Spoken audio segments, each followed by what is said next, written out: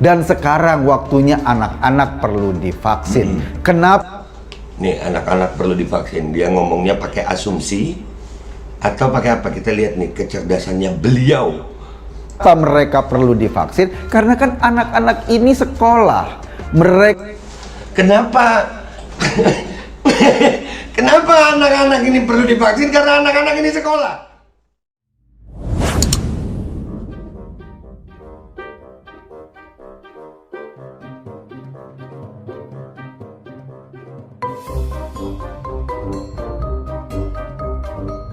Jangan lupa ngopi, santuy.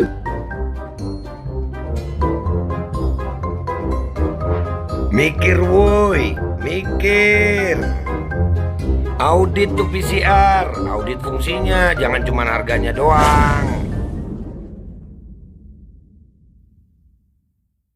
Assalamualaikum warahmatullahi wabarakatuh. Welcome back, selamat datang lagi di channel Babe Aldo. Bersama gue Babe Aldo yang tetap santuy, tetap akal sehat.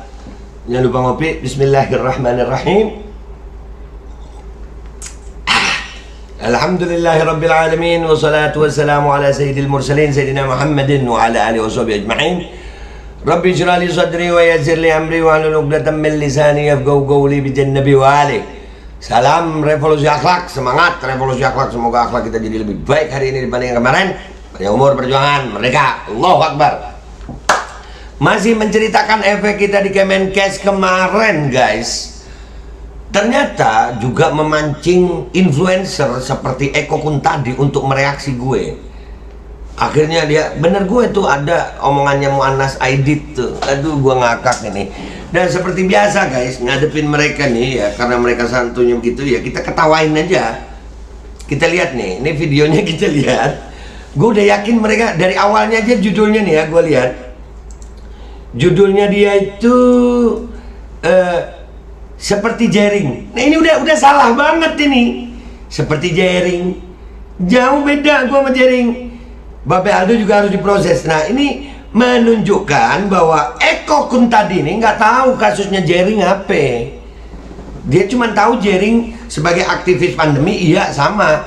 Tapi dia tertangkapnya kasusnya apa nggak tahu si Eko. Eko kagak tahu. Cuman makanya kok lu sebelumnya mestinya lu belajar gitu, kayak kok lu kan wah keren gitu, artinya lu punya fasilitas banyak, duit banyak, masa nggak mau nyari informasi dulu tentang jaring sih? Tapi gak apa deh ya, kalian yang santuy gitu guys ya, nggak marah, gue nggak marah, lucu kok marah. Iya ya, kita lihat sama-sama ya. Sering begitu mereka emang.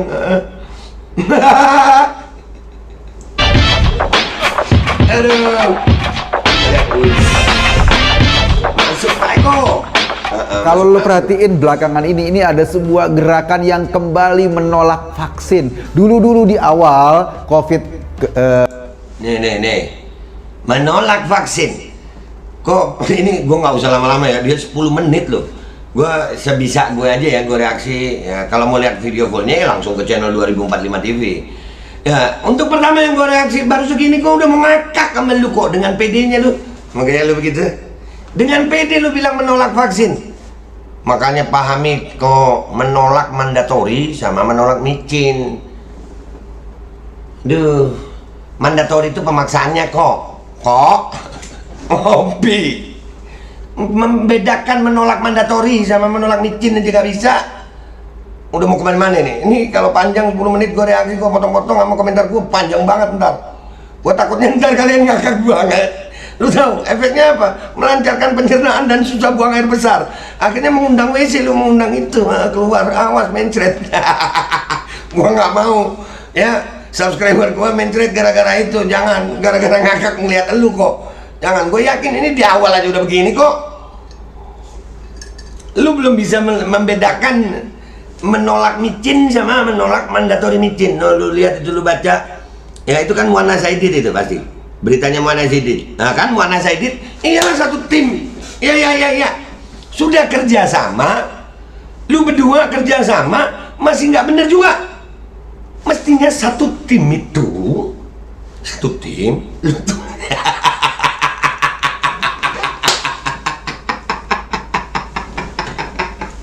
satu tim loh. Aduh banyak loh tim lu. Masa ya. Ini timnya nggak kompak, coba dikompakkan lagi. Lanjut dikit lagi.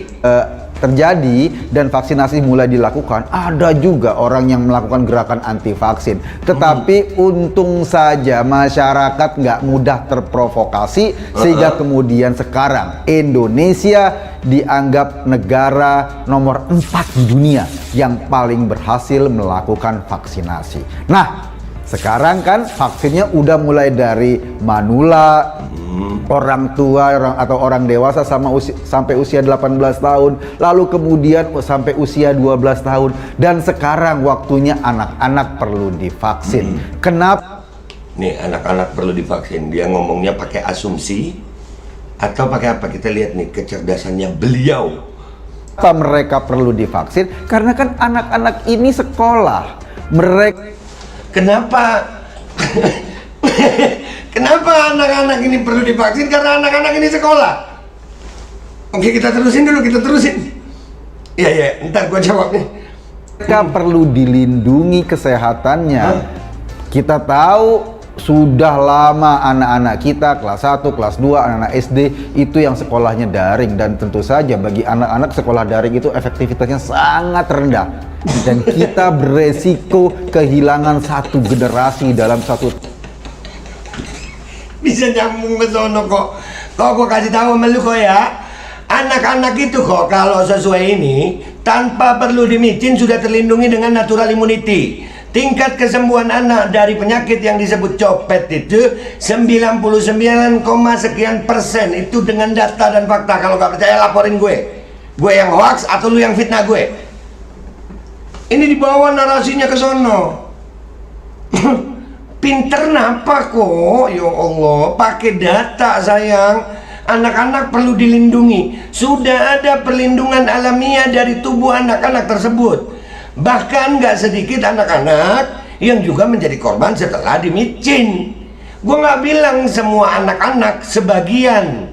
Tapi sebagian anak-anak itu pun itu juga penting buat Indonesia. Makanya proses screeningnya harus lebih lagi, karena SOP-nya kok ya, untuk sesuatu yang tingkat kesembuhannya 99% itu nggak perlu diwajibkan micin, mestinya sukarela, karena perlindungan alamiah natural immunity tubuh anak itu luar biasa kuat. Makanya ngomong itu kok dipelajarin dulu. Untung gua nggak di kelompok itu, ya Allah, jadi belajar gue. Ya belajar ya pemirsa.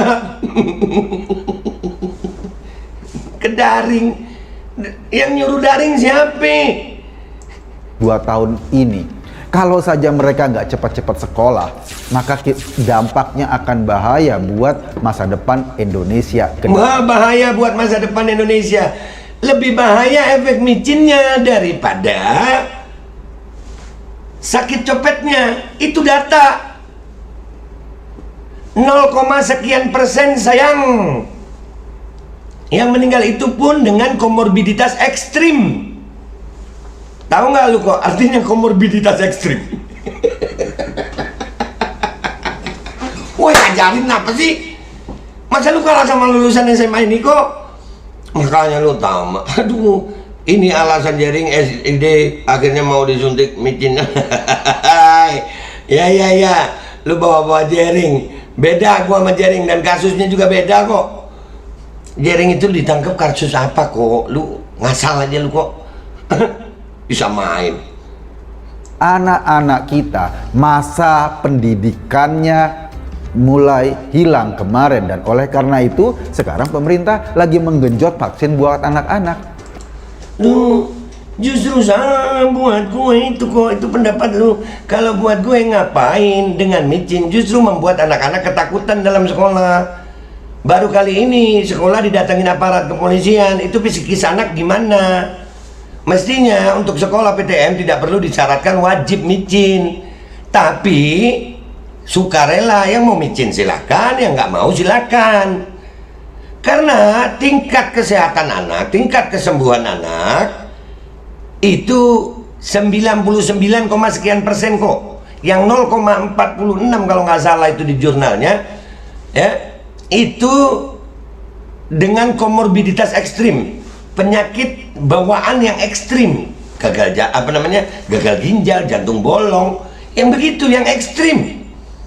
Natural immunity anak itu luar biasa kok, 99%. Jadi kalau lu mau anak-anak ini dapat pendidikan, nggak usah diwajibin itu micin, secara sukarela, jangan dijadiin syarat. Itu yang kita uber, karena banyak orang tua juga ketakutan kok, yang kalau anaknya dimicin, yang jadi masalah kok orang kayak lu, ya, orang kayak lu nih nggak mau tanggung jawab. Coba nih Eko Kuntadi, terus Muannas Aidit, kumpulkan tanda tangan. Kalau memang micin ini baik, tanda tangan, kalian tanggung jawab.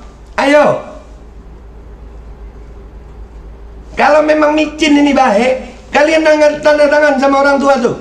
Ayo orang tua, nih saya Eko Kuntadi, saya Muannas Aidit, tanda tangan, tanggung jawab kalau terjadi apa-apa kepada anak kalian. Ayo micin. Nah, ini nyuruh-nyuruhnya iye, bagusnya iye, ininya iye, tanggung jawabnya kagak ada. Pinter dikit napa kok. Udah ya, nggak usah lama-lama, gue takut, sakit perut gue, ya. Udah jangan di situ, bos, ya.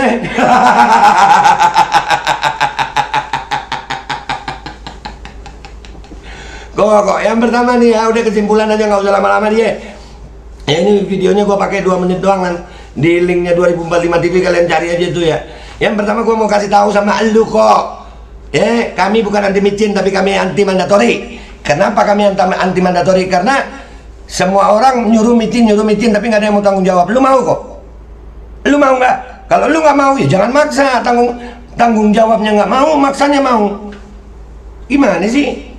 Nah, itu yang pertama. Kami bukan anti micin tapi anti mandatori.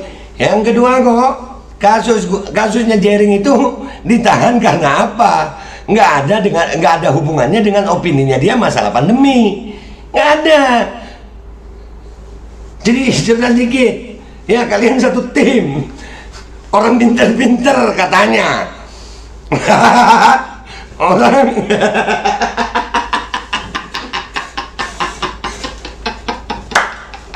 nah, mestinya kalian pelajari dulu dong, pelajari dulu supaya kalian nggak, ya, tapi ya begitulah kalian ya. Pokoknya keluar aja dulu ya, masalah benar atau salah nanti aja ya. Dan gua menunggu nih timnya Eko Kuntadi, Muannas Aidit, kapan kalau berani diskusi debat terbuka masalah pandemi ini. Ayolah, jangan begini doang. Ya, lu tuh punya fasilitas, duit lu banyak, studio, apa semua. Kalau gua kan receh, nggak ada latar belakang apa-apa gue. Masa kalah lu sama gue?